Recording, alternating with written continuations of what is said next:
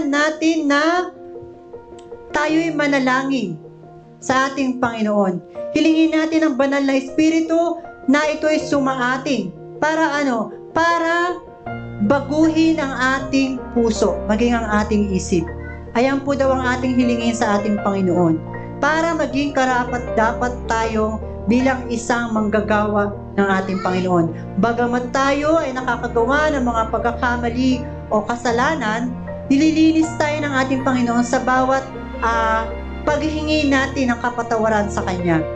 Kaya napakaganda kapatid na naroroon tayo ay naglilingkod na may pagtitiwala sa ating Panginoon at may kasamang pananampalataya at higit sa lahat may kasamang pag-ibig. Na doon na naglilingkod tayo na iniibig natin ang ating Diyos maging ang ating kapwa.